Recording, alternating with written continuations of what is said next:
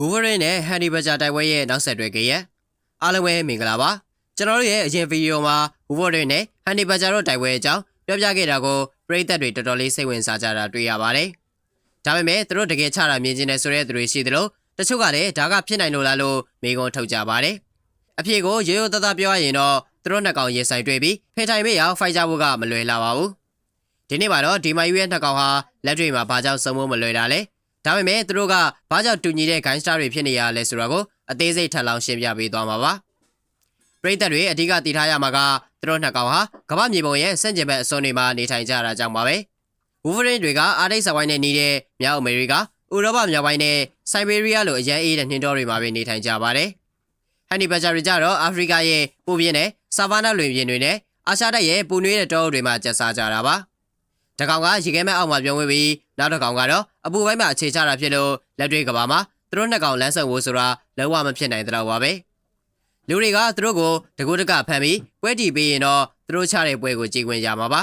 ။တဘာဝအတိုင်းကတော့သူတို့အနေနဲ့စုံနိုင်စရာမရှိပါဘူး။ UFC ကဖိုက်တာနဲ့1 Championship ကဖိုက်တာနှစ်ယောက်စုံတွေ့ခွင့်မရသလိုပါပဲ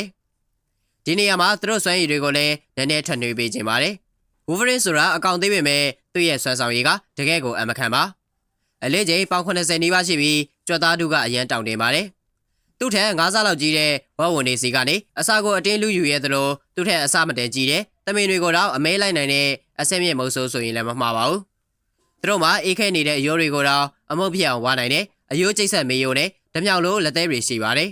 ။ Honey Badger ကတော့ Wolverine ထက်အကောင်ပိုသေးလာတာပါ။ဒါပေမဲ့ဇားကတော့ပိုပြီးပြင်းပါတယ်။တန်ချက်ကလို့ထူတဲ့အရေကွန်ရှိပြီးအဲ့ဒီအရေကွန်ကကျုံနိုင်ပွားနိုင်စွမ်းရှိနေတာပါ။မွေးဟောက်လို့အစိပ်ပြင်းနဲ့မွေးကိုက်ခံရရင်တော့ခဏပဲအိပ်ပျော်သွားပြီးပြန်နှိုးလိုက်ရင်အဲ့ဒီမွေကိုအစာအဖြစ်ပြန်စားပြစ်နိုင်တဲ့အထိအစိတ်တန်ခံနိုင်ရှိပါတယ်။နောက်ပြီးရန်သူကသူ့ကိုဖမ်းထားရင်တော့အရေကွန်တွေကနေခန္ဓာကိုယ်ကိုတပတ်လှည့်ပြီးရန်သူမျက်နှာကိုဒရက်ဆက်ပြန်ကိုက်တဲ့အသေးခံစိတ်သက်ရှိနေကြတာပါ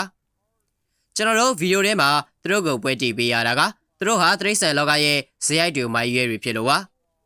သူတို့နှစ်ကောင်စလုံးဟာသူတို့ထက်အကောင်ကြီးပြီးအနေရများလာတဲ့ချင်းသိကျက်တဲ့နဲ့ဝေါ်ဝေါ်တွေကိုတော့မကြောက်မရွံ့ရင်ဆိုင်ရဲကြလို့ပါပဲဒီနှစ်ကောင်ရှင်ချရင် Wolverine ကအင်အားနဲ့အရွယ်စားအသာရနေပေမဲ့ Honey Badger ရဲ့ငါတည်ရင်မင်းပါခေါ်သားမယ်ဆိုတဲ့အသေးခံစိတ်ဓာတ်ကတိုက်ပွဲကိုအပြေထုတ်ရခတ်စေပါတယ်အဲ့ဒီပွဲဖြစ်ခဲ့ရင်လည်းနေပြူဟာတွေထက်တွေးပြစရာကောင်းတဲ့အကျန်းစားတိုက်ပွဲကြီးဖြစ်မှာပါ Wolverine အနိုင်ရဖို့ယာကိုင်နှုတ်ပုံများပေမဲ့ဒဏ်ရာအနာတရားမရဘဲနေတော့ဒီအောင်ပွဲကိုဘယ်တော့မှရမှာမဟုတ်ပါဘူး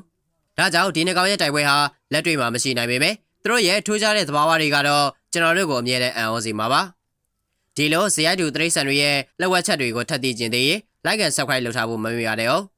နောက်ထပ်ဘယ်လိုအကျန်းစားတိုက်ပွဲတွေကိုမြင်ကျင်သေးလဲဆိုတာ comment မှာရေးပေးခဲ့ဖို့တိုက်တွန်းလိုက်ပါတယ်အစောင့်တွေကြည့်ရှုပေးတဲ့အတွက်ကျေးဇူးတင်ပါတယ်